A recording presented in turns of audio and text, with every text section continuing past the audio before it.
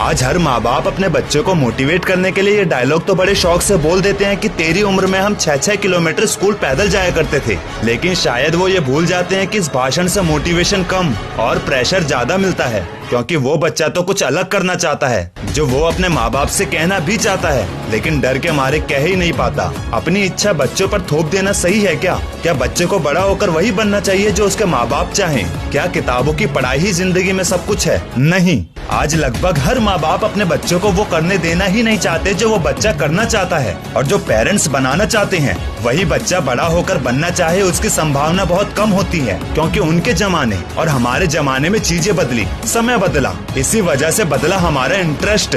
फिर जिस चीज में हम इंटरेस्टेड होते हैं उससे बनता है हमारा पैशन, जिसके लिए हम कुछ भी करने के लिए तैयार हो जाते हैं, क्योंकि युवा पीढ़ी जिद्दी होती है, जुनून होता है उनमें कुछ बड़ा, कुछ अलग करने का। पर जब सबसे बड़ा झटका सबसे पहले ही पड़ाव में लग जाए, जहाँ तुम्हारे पेरेंट्स तुम्हारे पैशन के खिलाफ हो, तब तुम क्या एक्शन लोगे ये डिसाइड करेगा तुम्हारी कामयाबी की पहली सीढ़ी की सफलता या असफलता। तुम जानते हो, तुम चाहते भी हो, फैसला भी तुम्हारे ही हाथों में होता है, लेकिन अक्सर लोग माँ बाप के डर से सब शुरू होने से पहले ही खत्म कर देते हैं। अरे पैशन को रखो ना यार सबसे पहले, फिर देखना जिस दिन तुम कुछ बन गए तब पेरेंट्स ही सबसे पहले बोलेंगे मुझे पता था तू एक दिन जरूर कुछ बड़ा करेगा। जब माँ बाप रिश्तेदारों के बच्चों का एग्जाम्पल्स देकर कहते हैं ना कि फलाने का लड़का इंजीनियर बन गया, डॉक्टर बन गया, तब उनकी बातों पर ध्यान ना देकर अपने पैशन के पीछे लगे रहो पूरी जी जान से। तुम्हारे अंदर कुछ बड़ा करने का ख्वाब अगर सच में है तो मेरा यकीन मानो तुम 9 से 6 गले में पट्टा लगाकर नौकरी करने के लिए बने ही नहीं हो, क्योंकि जब तक शिक्षा का मतलब नौकरी पाना होगा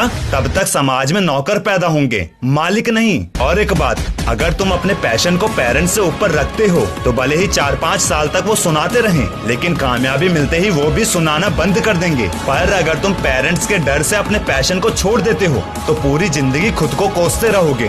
दोस्त, लोगों से नौकरी पाने वाला नहीं, नौकरी देने वाला बन। वीडियो के एंड में बस इतना ही कहूँगा, मैं ये नहीं कह रहा कि तुम्हारे पेरेंट्स गलत हैं, गलती ना तुम्हारे पेरेंट्स की है न तुम्हारी है। कई बार गलतियां इंसानों की ना होकर सिचुएशंस की होती है। कैसे? तुम्हारे पेरेंट्स का सालों का अनुभव अपने जमाने का है, जहाँ की चीजों की कीमत, टेक्नोलॉजी अलग थी, आज जमाना अलग है। ऐसे में तुम्हें अपने पेरेंट्स को एक बार हिम्मत करके जो तुम करना चाहते हो उन्हें बताना चाहिए, और अगर ना माने तो फिर भी तुम अपनी जिद के साथ लगे रहो अपने पैशन के पीछे, क्योंकि जैसा कि मैंने कहा, यहाँ न तुम गलत हो और ना ही तुम्हारे पेरेंट्स गलत हैं। गलत है तो वो है हालात, और यही बुरे हालात तो तुम्हारी कामयाबी की परीक्षा होती है, जिन्हें तुम्हें पास करना ही होगा।